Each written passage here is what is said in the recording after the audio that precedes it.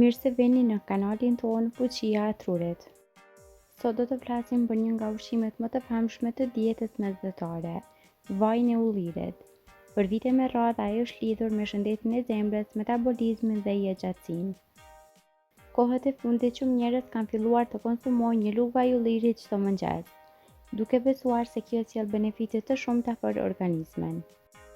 A është vërtet kaq e dobishëm dhe çfarë ndodh realisht në trup kur konsumohet rregullisht? Para se të vazhdojmë, bëni subscribe që të mos humbesni asnjë video që ju ndihmojnë të kuptoni më mirë shëndetin tuaj. Në këtë video do të shohim si mund të ndikojë vaji i ullirit në organizëm, cilat janë benefitet më të njohura dhe çfarë duhet të dini para se të konsumoni çdo mëngjes. Ndikon në shëndetin e zemrës. Vaji i ullirit është i pasur me ynyra mono të pangopura, veçanërisht acidin oleik. Këto ynyra lidhen me shëndet më të mirë të zemrës dhe nivele më të balancuara të kolesterolit tek shumë njerëz. Gjithashtu përmban antioksidantë që ndihmojnë në mbrojtjen e enjve të gjakut nga inflamacioni dhe stresi oksidativ. Kjo është një nga arsyet pse dieta mesdhetare lidhet shpesh me jetëgjatësi më të lartë. Mund të ndihmojë tretjen. Disa njerëz ndihen më mirë me tretjen kur konsumojnë pak vaj ulliri në mëngjes.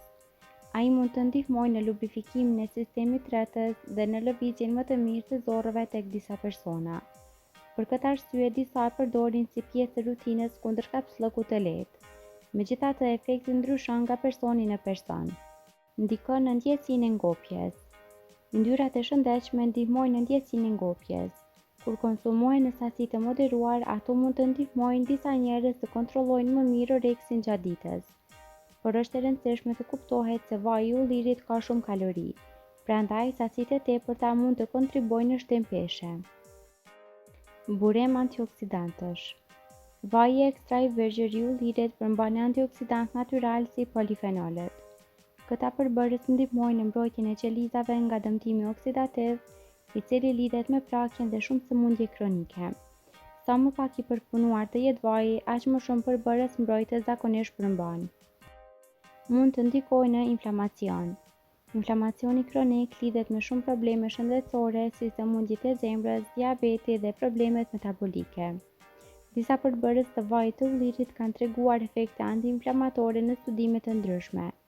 Kjo nuk do të thotë që vaji i ullirit është ilaç, por mund të jetë pjesë e një ushqimi më të shëndetshëm. Ndihmon në pastrimin e trupit. Në internet shpesh thuhet se një lugë vaj ulliri pastron mëlçinë ose detokson trupin, por trupi ka sistemet e veta natyrale për pastrim, si mëlçia, veshkat dhe zorra. Benefitet e tij lidhen më shumë me ynyrat e shëndetshme, antioksidantët dhe mënyrën si përdoret në një dietë të balancuar. Kur duhet kujdes? Edhe ushqimet e shëndetshme mund të jenë problem në tepritje. Tek disa njerëz sasitë të mëdha të vajit mund të shkaktojë parehati në stomak, diare ose shtim të kalorive gjatë ditës.